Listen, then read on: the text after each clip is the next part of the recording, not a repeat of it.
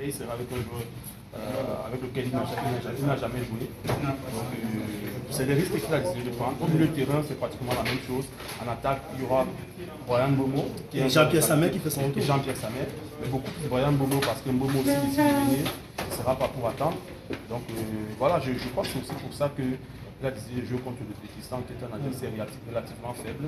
Je respecte l'adversaire, mais je dis que l'Ouzbékistan, n'ayant pas une réelle adversité, va nous permettre de dérouler. Et puis contre la Corée du Sud, on aura un très bon adversaire. Et là, ce sera, en termes de rapport de force, ce sera du 50-50. Donc, il a répondu à nos attentes, même si après, il y a toujours quelques interrogations. Justement, en termes d'explication, est-ce que vous êtes convaincu par l'explication donnée par Ido Berson sur les cas des absences de Ngadeu et de Zambo Anguissa? Beaucoup se posaient des questions. Est-ce que c'était une non-convocation ou sanction?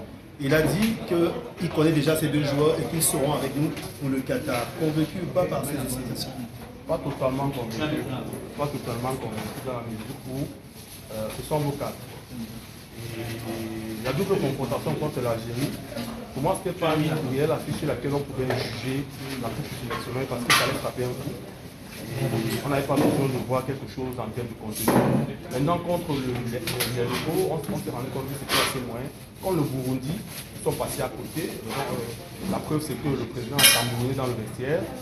Et ça veut dire que les joueurs ne l'ont pas convaincu. Il fallait réellement voir ces joueurs.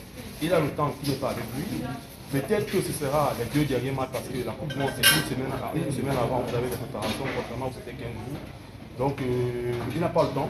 Il n'a pas le temps. Je crois qu'il aurait été judicieux pour lui de prendre les joueurs qu'il connaît déjà. Est-ce qu'il n'a pas un peu de précaution en disant qu'il prend des joueurs d'expérience comme vous les mandez, en les insérant dans le groupe? Parce qu'on sent que pour le groupe de la Coupe du Monde, ils vont certainement faire leur retour en prenant l'expérience des joueurs qu'il n'a pas souvent appelés par le passé. Est-ce que ce n'est pas également essayer d'avoir une assurance, d'avoir des joueurs qui connaissent déjà cette compétition-là?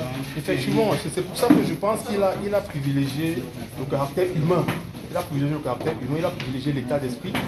Quand vous regardez les actions des Zambo Ngadeu, sportivement, il a donné une raison, mais pour moi, cela ne s'explique pas. C'est des raisons qui, pour moi, sont extra-sportives. Extra-sportivement, parce que c'est des actions qui, en termes de comportement, c'est qu'il y a toujours des choses qu'on leur a reprochées. Ils ont beaucoup de potentiel, mais sur le terrain, ça ne suit pas.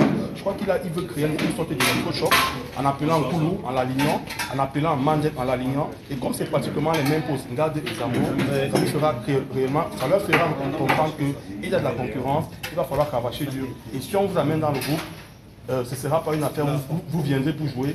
Il y a des places à revendre et comme on a dit, rien n'est assuré. Donc je crois qu'il va essayer de créer une sorte d'électrochoc pour faire comprendre à ces garçons que c'est des cadres, mais les cadres, il faudrait également le démontrer sur le stade. C'est pas rien. Ouais. Terminons par